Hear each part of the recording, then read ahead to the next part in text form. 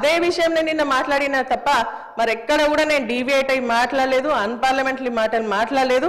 అయినప్పటికీ కూడా మీరు నన్ను ఉద్దేశించి ఒక మహిళగా నన్ను ఉద్దేశించి మాట్లాడినటువంటి మాటలు నిజంగా నాకు చాలా చాలా బాధ అనిపించింది అధ్యక్ష. మరి అది మీకు మంచి అనిపిస్తే మీరు రికార్డులో ఉంచండి అధ్యక్ష, లేదు అంటే మరి దాన్ని విత్డ్రా చేసుకోవాల్సిందిగా నేను కోరుతాను. ఎందుకంటే సభాపతిగా మా హక్కులు కాపాడాల్సినటువంటి బాధ్యత మీది. ఒకవేళ మేము మాట్లాడుతూ ఉంటే, ఎందుకంటే ప్రజల మెప్పు కోసం మాట్లాడతాం, మరి అటు ప్రజలకు సంబంధించినటువంటి ఇష్యూస్ మాట్లాడతాం, అధికార పక్షకు సంబంధించినటువంటి మరి వాళ్ళకి నచ్చకపోతే వాళ్ళు చెప్పాలి అధ్యక్ష. నేను మాట్లాడేది బాగాలేదని చెప్పేసి వాళ్ళు చెప్పాలి. కానీ ఈ సభ మనందరిది అధ్యక్ష.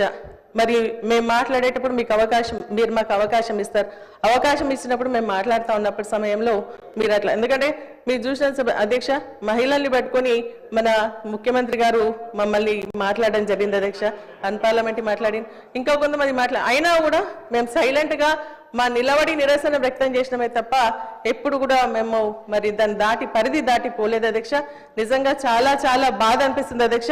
అది మీకే వదిలేస్తా ఉన్నాను, నాకు అవకాశం ఇచ్చినందుకు థ్యాంక్స్ అక్క. కానీ ఇటువంటిది మరి ప్రాక్టీస్ ముందు కూడా జరగకూడదు. ఈ సభకు మంచి సంప్రదాయం కాదని చెప్పేసి కూడా నా విచారాన్ని వ్యక్తం చేస్తూ సెలవు తీసుకుంటున్నాను అధ్యక్ష. Thank you.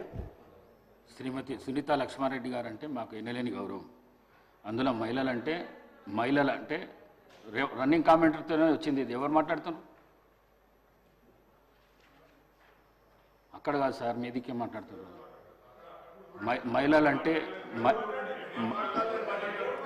మహిళలంటే ఎన్నలేని గౌరవం నాకు 8 మంది సిస్టర్స్ ఉన్నారు. నేను మహిళలను చాలా ఎక్కువ గౌరవిస్తాను. నేను ఈ సీటు మీద ఉండి నేను మిమ్మల్ని అనుకోవడం మాత్రం చాలా పొరపాటు. అది మీరు మాట్లాడేటప్పుడు రన్నింగ్ కామెంటరీ ఇక్కడి నుంచి అక్కడి నుంచి వస్తున్నది. వారు మాట్లాడేది వినబడతలేదు, నాకే వినబడతలేదు, మీకు వినబడుతుందా అని చెప్పిన. మిమ్మల్ని ఉద్దేశించి వినబుద్ధి అయితే లేదు నా మాట్లాడింది అని చెప్పినా కానీ వారిని ఉద్దేశించి చెప్పింది కాదు నేను. మీరు తప్పుగా భావించిండొచ్చు. మీ మనసు కష్టపడితే విత్డ్రా చేసుకుంటారు. రైట్.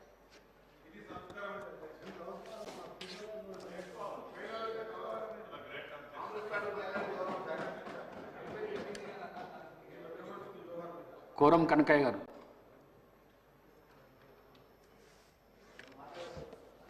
ధన్యవాదాలు అధ్యక్ష.